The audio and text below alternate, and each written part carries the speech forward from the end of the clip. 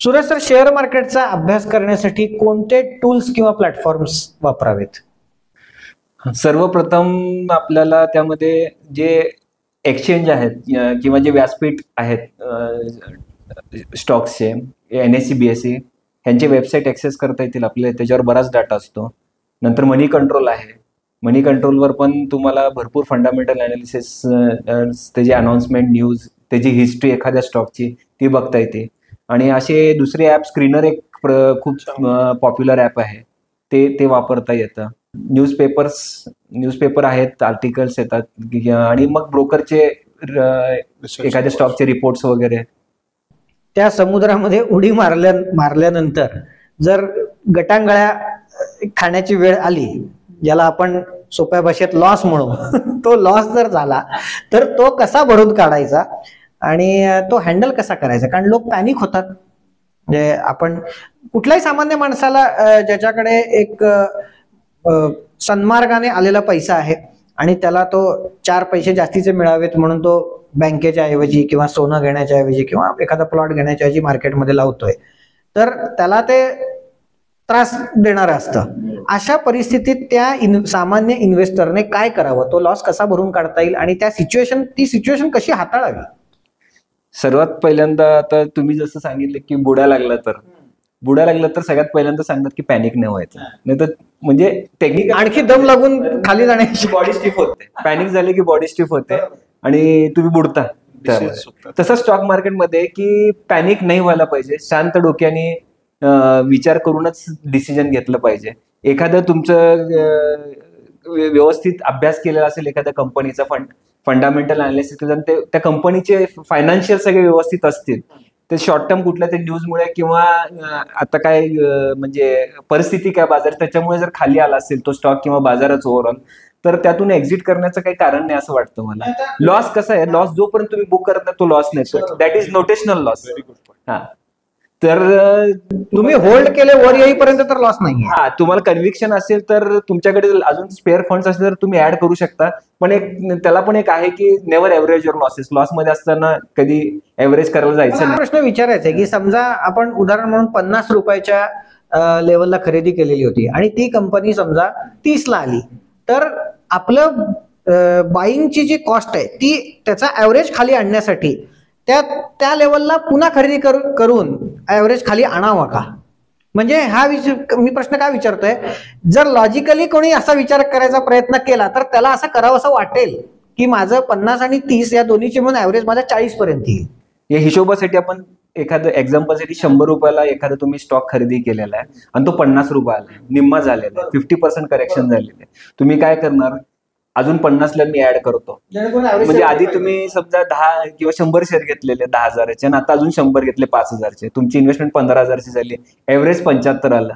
पण ते 75 परत जायला तिथून 50 वरनं 50% अप्रिशिएट व्हावं लागतो स्टॉक. तो 50% करेक्ट झालाय, परत 50% अप्रिशिएट व्हावं लागतं आणि 100ला जायला 100% अप्रिशिएट व्हावं लागतं. आणि ते गणित अजून वाढत जातं. 25ला आला तर तो त्यामुळे 75% करेक्शन झाली असते, पण 25 वरनं परत 100 झाला त्याला 400% रिटर्न द्यावं लागतं. म्हणजे उतरत्या गाडीमध्ये किंवा उतरायला लागलेल्या गाडीमध्ये बसू नये. म्हणजे तो एक प्रकारे आणखी आपण स्वतःला नुकसानी ढकलण्याचाच असंच त्याचा अर्थ काढायचा. त्यापेक्षा ते भांडवल मग दुसऱ्या स्टॉक मध्ये वापरावं मध्ये किंवा वेट करा तुम्ही, जेव्हा त्याची म्हणजे तू स्टेबल विल स्टॉक आणि अपट्रेंड पकडेल आणि बाजाराची दिशा किंवा त्या स्टॉकची दिशा क्लिअर झाली आणि आपल्याला वाटतं की आता इथे एक बेस फॉर्म केला त्या स्टॉकने, तेव्हा आपण एंट्री घेऊ शकतो. थोडं म्हणजे आपण कसं आहे, त्याला एक बॉटम फिशिंग एक इन्व्हेस्टरला असतो की मला एकदम स्वस्तात मिळाला. कोणालाच माहित नाही तळ कुठे आहे तसं, आणि कोणालाच माहित नाही त्याचा पीक कुठला एखाद्या स्टॉकचा. काय मी बॉटमलाच घेणार किंवा बॉटम फिशिंग करतो, पण ते किंवा फॉलिंग नाईफ एक टर्म आहे, नेव्हर कॅच अ फॉलिंग नाईफ. मला हा प्रश्न विचारण्यामागचा हेतू असा की आपण बऱ्याच वेळेस बघतो फॉरेन मधून कुठला तरी अहवाल येतो आणि त्याच्यामुळे भारतातल्या टॉपमोस्ट औद्योगिक साम्राज्याचे शेअर्स पडतात. नाव न घेता आपण समजणे वाले को इशारा काफी म्हणूयात आपण. तर थोडक्यात तुम्ही असं सांगताय की कंपनी स्ट्रॉंग असेल आणि तुमचा स्टडी व्यवस्थित असेल तर त्या एक स्पेसिफिक रिझननी नुकसान होत असेल तर ती पोझिशन होल्ड करावी, की कधी ना कधी ते तुमच्या बाईंग प्राइसच्या वरती येणार, असंच तुम्ही म्हणताय ना? हो, पण त्याला पण काही फॅक्टर्स आहेत. पण ते जर तुमची एंट्री एकदम पीकला असेल, म्हणजे आता जसं तुम्ही ज्याचा म्हणजे रेफरन्स दिला, तो एकदम तुम्ही पीकला जर त्याची एंट्री असेल तर ते स्टॉक जवळपास 70-80-90% पर्यंत करेक्ट झालेले आहेत. ते परत भाव दिसायचे अवघड आहे. होऊ पण शकतं, नाही पण होऊ शकत, पण पॉसिबिलिटी खूप कमी आहे.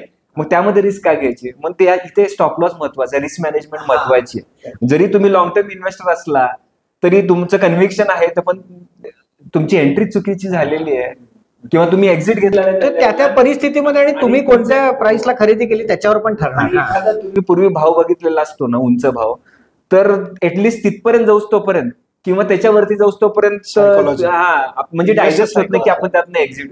आपण म्हणजे तो इन्व्हेस्टर तणावाखाली असतो, त्याचा आर्थिक नुकसान हा वेगळा भाग आहे, पण मानसिक त्रास हा वेगळा भाग आहे. तो त्याला असं वाटतं की तो ऍटलिस्ट तो तर रेट यावा. ह्याच्यामध्ये अजून 1-2 पॉईंट ऍड करण्यासारखे. सरांनी सांगितल्यासारखं जेव्हापर्यंत लॉस बुक करत नाही तो लॉस नाही, तो नोशनल लॉस आहे. ह्याच्यामध्ये काय होतं, तुम्ही स्मार्ट मनीला ट्रॅक करायला पाहिजे. जशी ती न्यूज आली होती तेव्हा स्मार्ट मनी काय करत होतं हे तुम्ही बघायला पाहिजे. जर स्मार्ट मनी आत घुसतोय तर तुम्ही समजायला पाहिजे की थिंग्स आर ओके. कारण की तो 100, 200, 1 लाख, 2 लाख, 5 लाख रुपये नाही लावत आहे, तो करोडो रुपये लावतोय. त्याच्यामुळे तो भरपूर अभ्यास करूनच आत येणार आहे. ब्लाइंडली तो येऊ शकत नाही, कारण की एवढी छोटी इन्व्हेस्टमेंट नाहीये. कारण की त्याचेही पैसे त्याचे स्वतःचे नाही, त्याच्या इन्व्हेस्टर्सचे पैसे आहेत. त्याच्यामुळे तो रिस्पॉन्सिबिलीच बिहेव करेल. आणि दुसरं काय होतं, मार्केट आता जेव्हा वरून खाली पडलं तर हे जे कोविड नंतर जे आलेले नवीन लोक आहेत, हे लोक घाबरतात. कारण की ह्यांनी कोविड नंतर टेक्निकली 10% प्लसचा करेक्शन बघितलाच नव्हता. 10%च्या वरचा करेक्शन कोविड नंतर आलेलाच नाहीये. मार्केट कंटिन्युअसली अपट्रेंडमध्ये. तर हे जे नवीन लोक आलेत, जे जुने लोक आहेत, त्यांना माहित आहे 50% बाजार खाली पडू शकतो, 30% आपल्याला लॉस येऊ शकतो, वोलाटिलिटी त्यांना माहित आहे. पण हे जे नवीन इन्व्हेस्टर आले त्यांना ती वोलाटिलिटीच माहित नाही की स्टॉक्स किती पेनफुल असू शकतात. आणि कदाचित प्राइस करेक्शन तुम्ही सहन करू शकता, पण टाइम करेक्शन इतकं पेनफुल असतं की सहन नाही करू शकत. तर आता ह्याच्यामध्ये जेव्हा आता हे मार्केट जेव्हा खाली पडलंय, लॉस बुक करायचा का? मोठे इन्व्हेस्टर जर आपण स्मार्ट मनी बघितलं, त्यांचे फोलिओ 40-40% खाली आहेत. त्यांची तर इन्व्हेस्टमेंट कदाचित 5, 10, 15, 20 हजार करोडचे पोर्टफोलिओज आहेत त्यांचे, मोठ्या लोकांचे. ह्यांचे जर 40% ड्रॉप आहे आणि ते घाबरत नाही आहेत, दे आर जस्ट रिलॅक्स्ड. का? Because they are convinced.